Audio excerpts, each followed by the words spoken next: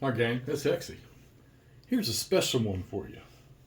I've been chomping at the bit to talk about this game, and guess this video will let you know that I can. Not sure when I'm going to release it, but I'm going to go ahead and shoot it now so I can start talking about it. So you're looking at Close Quarters Battles Waterloo. All right. Lock and Load's already been talking about it. You can already see it on their webpage. It's a coming in the near future type game. But what an interesting concept for a game. I mean, a lot of us know Wellington's victory and Nate versus Wellington, and that's probably the closest thing to a tactical game of the Napoleonic era that's out there. I mean, there may be others, I don't know. I know that the OSG games, those are a little more operational. The Napoleonic quad battles I guess they're somewhere in between because of the combat you do, but I'm going to say that they're not quite tactical. But this is. So you've got, just for an example here, this is a regiment, 28th line, or 26th, 28th, and then you've got the 54th line and the 55th line, okay? And then these things are, every one of these is a company. Those are skirmisher units. Those two skirmisher units make up one company. You can have 3 companies. If you reorganize all these 3 companies, you can reorganize them back into a battalion. I'm going to call it a battalion, to look like that. And you'll see there's 3 men on there. All right, so you can separate each one of those men as a company. So you can separate those out into individual companies. One company can be pushed out into 2 skirmish units, okay? Now, this is very important when when this comes out and y'all get your hands on this, is when these things take losses, you're going to lose a company. So if you lose a company from this counter, you'll flip it over on the backside. He's only got 2 companies, okay? And then he can go one more down to 1 company. Or like I say, he can have skirmishers out. So you just keep that in mind. That's an important thing. Actually, now granted, I have everybody broken down, and all the British units, the Anglo Allies, they're pretty much already broken down into companies right off the bat. So, but the French aren't necessarily like that. So fortunately, I broke all mine down so it could look like I'm covering more of the battlefield. Plus eliminate, having some screening units other than just the skirmishers in the lines of march, okay? So the 54th they've been shot up pretty good by the KGL guys in the orchard here of the Haye Sainte farm. Trying to get the rest of them forward. They've got reinforcements coming on. I'm into get ready to start turn 4. So they got the poor KGL guys up there, the Lunenburg regiment, regiment that came on. They were trying to get, historically, to La Haye Sainte to get in there and help the KGL guys. And just about that time, some cuirassiers, or cuirassiers, however you want to pronounce it from French, came on the field and just waylaid those guys. So you have a rule in this scenario where you can, historically, you can bring that cavalry on, which I haven't read the cavalry rules yet. I will be soon, where you can bring that cavalry on, or they have it set up in the rules where it becomes an event, on a dice roll or something like that, starting on like turn 6. Well, I was reading the designer's notes, and I'm going to do the historical. They're going to come on, and we're going to see what does what, because you got some more some Feldjäger guys sitting right here. Now, you'll notice some of these units have stars on them, okay? These they're special units. They're usually skirmishers. Well, that's just shining. They're usually skirmishers, which means they're going to take a -1. Anybody shoots at them, they're going to take -1 die roll modifier. Combat in the system. It's simple. I mean, you're going to pull up a chart, depending on what you're shooting. One of my first questions was, well, how do I determine range? Where's a chart that tells me what the range is of these weapons? So you've only got 4 weapons, all right? A unit with that right there. Oh, come on and focus for me, would you? Just don't want to do it, do you? It's one of my older phones, but it is 4K, so maybe it's the light that's doing it. There we go. So these guys here on their firepower number, which is up top, that's their melee number over there. This is their morale, and that's their movement, okay? This guy has a firepower of 5, and he has no circle around it, so he's a musket. All right, and then a guy with a circle, which most of the Anglo allies are all carrying rifles, okay? You know Sharps is. But these guys here, they have a circle around their firepower. That means they're shooting rifles, okay? And then you got a skirmisher guy right here who has a special, he doesn't have a firepower. Why my autofocus isn't working on this? So he has no firepower, but he's a marksman. So he has a special chart to shoot on, okay? Put him back where he was. And then you've got artillery. Let's pull a cannon in here, all right? Artillery has to have a leader, it has to have a crew, and then it has to have the gun unit, okay? You just do not want to play right tonight. All right, so there's a leader, there's the crew in the middle, and there's the gun with your top number, the little circle number, hexagon number, there's the range, and then the different types of ammo and the movement, okay? Which, yeah, these things move very slow. But guns have to have a leader with them. And I got Wellington right there just in case something happens to that leader. I got to fix that. There we go. You don't have to worry about the facing in this game, all right? It's accounted for, lock and load stuff. A lot of lock and load games don't. They account for, units being surrounded or whatever in a different format, which makes it less for you to have to think about. All right. So the objective is, there's two objectives here.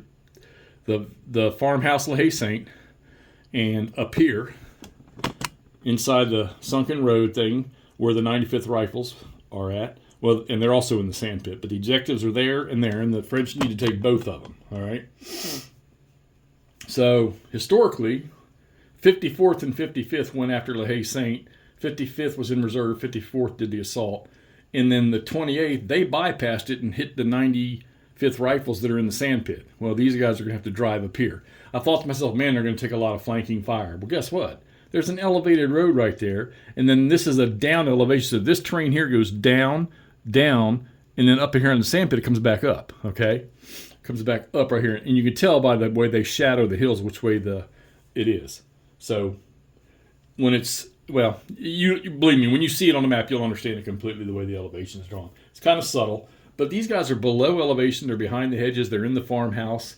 And that elevation, I've got no line of sight that I can see. Then you've got these things called abatis, gate close markers, and barricades, where a unit can move up on here and do a special die roll to clear it. If he clears it and there's a unit, an enemy unit on the other side, he has to immediately close combat that unit on the other side. So your units have to stay together. So there's a leader, all right? And a leader, all the units have to be adjacent. So if this guy gets one hex back here, he's going to be out of command. He's got to be in there adjacent. It's, linear warfare. That's how it worked. Skirmishers and the starred units, like the marksmen and skirmishers, they can operate independently, so you don't have to sweat it so much, all right?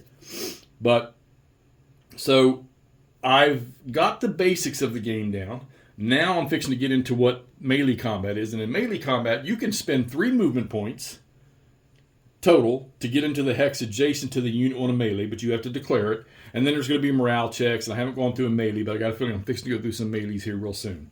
Okay, maybe in this next turn I'm going to go through some melees in this turn. Informational counters, there's quite a few of them. It deals in light casualties, medium casualties, and heavy casualties, as you can see right here, which I need to mark that guy again. There's a light casualty marker, okay? And then if you flip that one over, he is also light on the back. Oh, I didn't flip it, did I? Oh, he's medium casualty and light and heavy.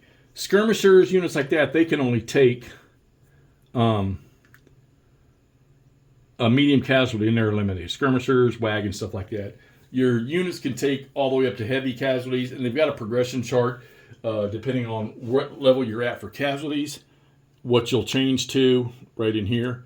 And it'll tell you one company eliminated. If it happens to be, like I say, everybody right now on the field is set up in companies. So morale checks, if you take a medium or heavy casualty, you're going to take a morale check. And like I say, everything's on the counter. The die roll modifiers are on all the charts. Speaking of the charts, ranges for units. I said there's no ranges on the counters. Well, it's because if you're shooting a musket, just look at the chart. That's your max range is 8. So you don't have to think about that. And there's only 4 types. Rifle, and then you got marksman and artillery. Artillery has three ammunition type options. So, but like I said, you'll have no problem with that looking at the chart. I was looking at terrain, and at first I was having a little bit of a headache with terrain But then I looked on the chart, and you might not be able to see this. All right, but on the chart, I was having a problem with what it's not this, it's this side. Like what was open or what was crop. Well, guess what? They put a hex number in there that you can look on the map to see what it looks like on the map in case you're having a problem with this. Because the terrain colors are kind of close. But come on. This terrain is gorgeous, man. I mean, you can't... This is one of the prettier maps I've ever seen. And to do it in at this scale, being able to see the buildings in Haye Sainte, to see the garden, the kitchen garden, okay? The hedgerows around it, the roads, the elevations, the walls, okay? The big walls of the building, the way they built those farms, like Hougoumont the same way. This game comes with the Hougoumont scenario too, which is another map. Or is it reversed? No, it's another complete map. All right, so that's the basics of it. One of the other features is you draw 5 cards every turn. They're called event cards, okay?